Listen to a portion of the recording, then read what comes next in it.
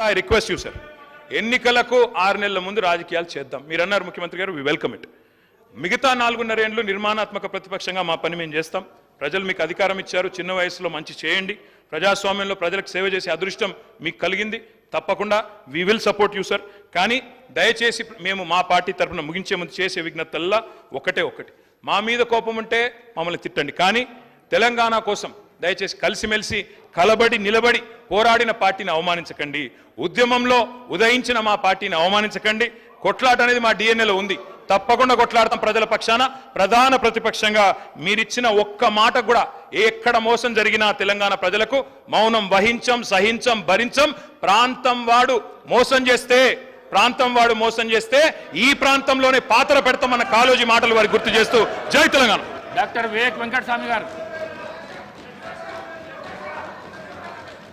గౌరవ ముఖ్యమంత్రి గారు. ఒక్క నిమిషం, ఎంతసేపు మాట్లాడినా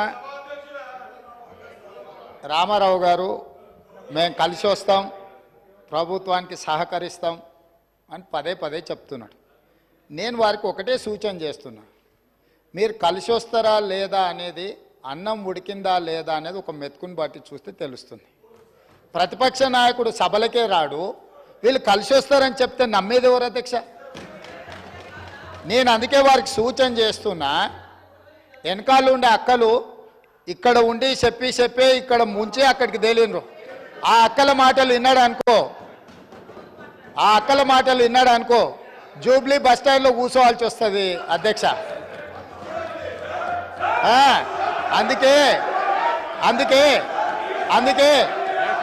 అందుకే అధ్యక్ష,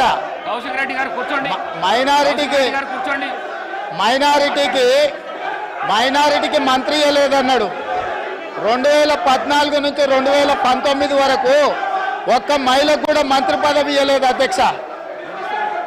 5 సంవత్సరాలు ఒక్క మహిళకు కూడా మంత్రి పదవి ఇవ్వకుండా ఈ ప్రభుత్వాన్ని, ఆనాడు ప్రభుత్వాన్ని నడిపి ఈ రోజు వచ్చి మైనారిటీలకు ఇవ్వలేదని ముసలి కన్నీరు గారుస్తారు అధ్యక్ష.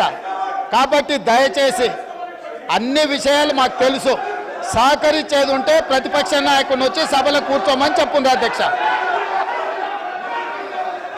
వివేక్ గారు మళ్ళీ వెళ్ళకు రాకండి.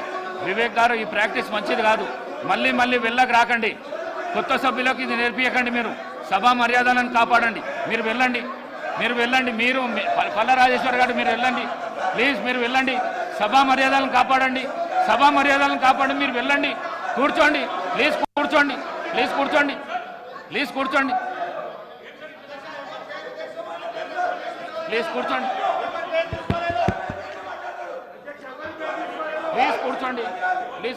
నేను గౌరవ ప్రతిపక్ష శాసనసభ్యులు అందరికీ కోరుతా ఉన్నాను, గౌరవ ముఖ్యమంత్రి గారు మాట్లాడుతూ ఉన్న సందర్భంలో ఎవరు పేరు తీయలే అధ్యక్ష, ఎవరు గౌరవ సభ్యుల పేర్లు తీయలే. మీ వెనకాల ఉన్న కొంతమంది అని చెప్తే సభ బయట కూడా ఉండొచ్చు. రాజకీయ పార్టీ పరంగా ఉన్న చాలా మంది వ్యక్తులు ఉంటారు, వారందరినీ కూడా నమ్ముకోవద్దని ఒక సూచన ఇచ్చిండ్రు, సలహా ఇచ్చిండ్రు. ఎందుకు సార్ పాపం వాళ్ళను రెచ్చగొడతా ఉన్నారు. వాళ్ళ పేర్లే తీయాలి, వాళ్ళని కావాలని రెచ్చగొట్టి ఈరోజు మంచిగా నడుస్తా ఉన్న సభని వారి గురించి మాట్లాడలేదు, వారి పేర్లు తీయలేదు. వాళ్ళ పేర్లు తీసిన అధ్యక్ష, ఎప్పుడు వాళ్ళ పేర్లు తీసిండ్రా సార్? మేము అడుగుతా ఉన్నాం, వాళ్ళ